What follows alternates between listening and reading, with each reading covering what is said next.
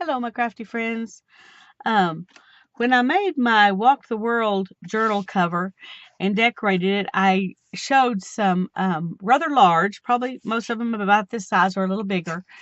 And this is a 4 by 6 that I had done tape transfers. And someone asked me how I did that because they'd never seen tape that wide. And so I decided I would do a quick little video to show you how I did that. It's really not difficult. And I didn't find tape that wide either. I just used regular old packing tape and just overlapped it a little bit. But I'm going to go ahead and show how I did that. This is a laser print. Um, and so this is the one I'm going to be doing. And I'm just going to take the tape and put it and just lay it down really good. And then I'll get another one. I'm not sure what's wrong with this tape, but it's got a little bit of stuff on the side, which is not ideal. It's a different brand than the one I used before. This is Scotch, and the one I used before was Duck. But anyway, I imagine they should work the same. I'm assuming they will work the same.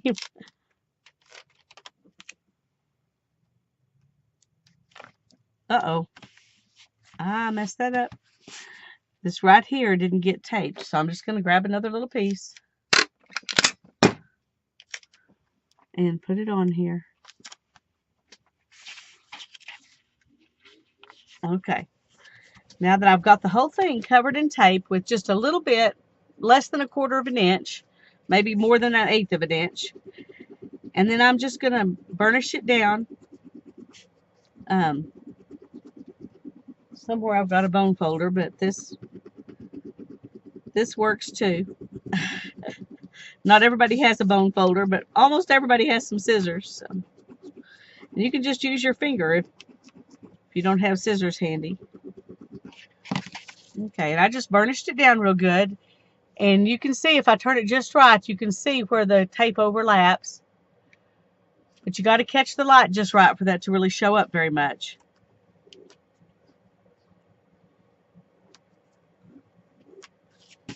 Okay, now then I'm going to take my paper cutter and I'm going to trim this down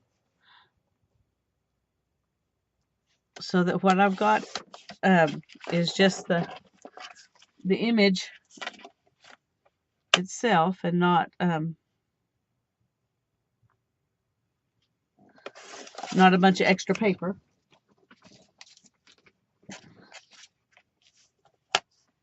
And when you soak it and to take off the extra paper, if you've got all that paper that isn't part of your thing, it'll just make a big mess. So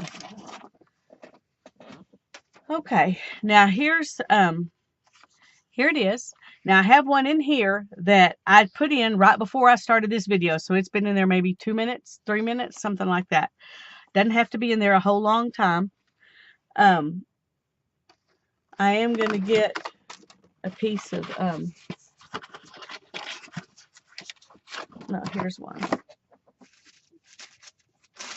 Just a little piece of parchment paper out so I don't get water all over my. And then I'm just going to start rubbing. And you just rub off the paper. And you may have to soak it, more than once, because as it starts drying as you're working.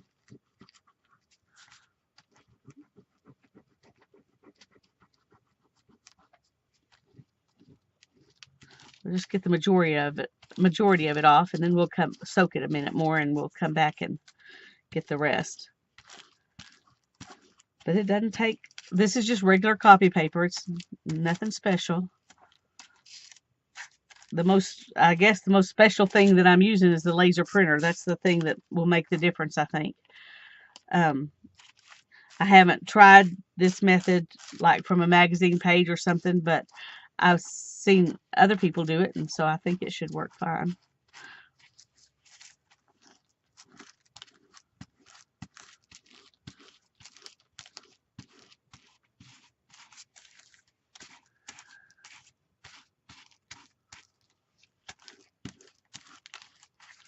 Okay.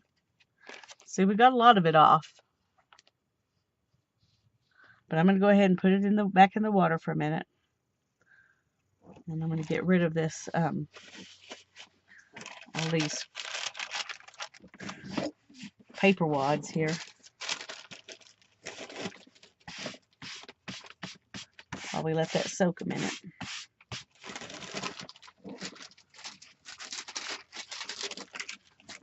Okay.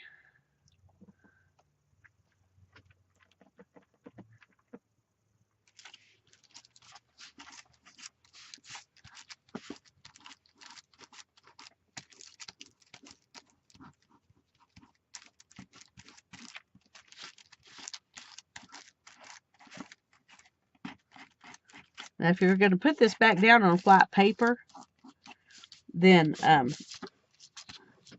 you know, maybe some of this that's in the dark parts won't matter. But I put mine on top of book pages, and you could see the book, you know, the text through it. And so I wanted it pretty clean to do that.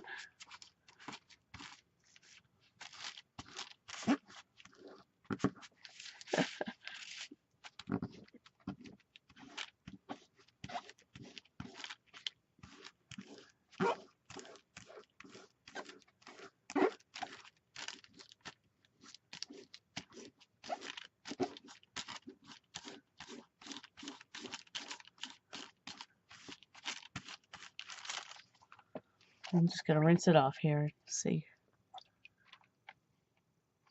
Yeah, we still got a little bit left. So let's go ahead and let it soak a minute more. Sometimes you have to do it 2 or 3 times.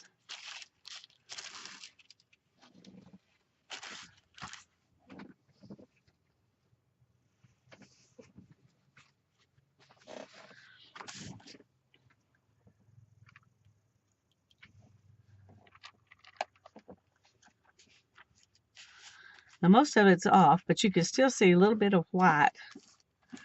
But I'm rubbing pretty hard, so I think I did pull off a little bit of the ink there. So you might not want to rub as hard as I've been rubbing.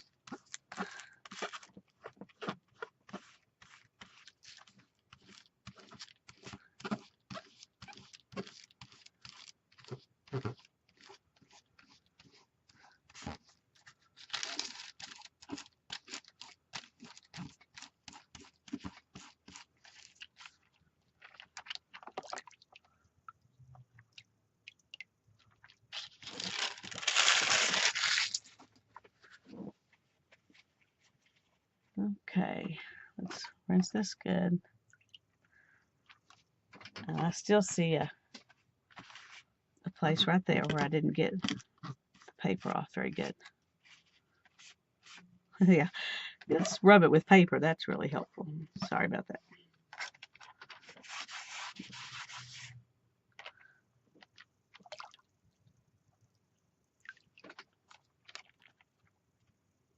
Okay.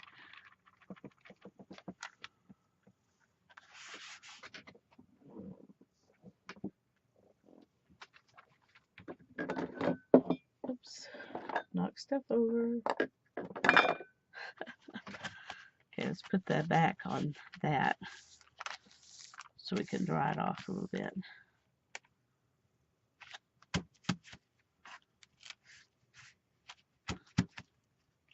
Okay. Now then, let's put something underneath it. Let's do a piece of book text. Just 1 second. Let me grab something. I should have had that ready.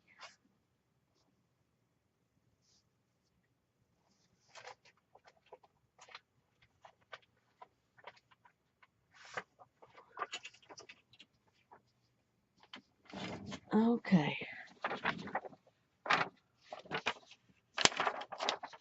All right. Here we've got some text. I'm just going to put this down on there. Got something green on it. Well, anyway. Now you would want to glue this down. I'm not gluing it down. I'm just putting it on here to show you. And that's what it looks like. And I did rub a little too hard here and pulled off some of the ink. And a little bit here too. So be a little gentler than I was. Be more patient.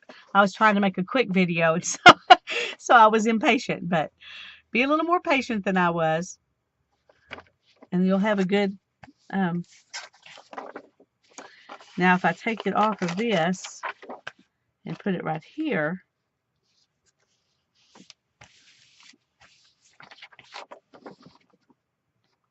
there you go. But that's how you make a packing tape transfer that's bigger than your packing tape is. Just overlap it a little bit and burnish it down real good, and it works really good. Now you can see where it overlaps a little bit more on this one because I did rub off some of the ink. But that just makes the picture look even more aged. I wish I hadn't rubbed off the extra ink though, because it would have looked better. Alrighty. Well, God bless you and have fun making packing tape transfers.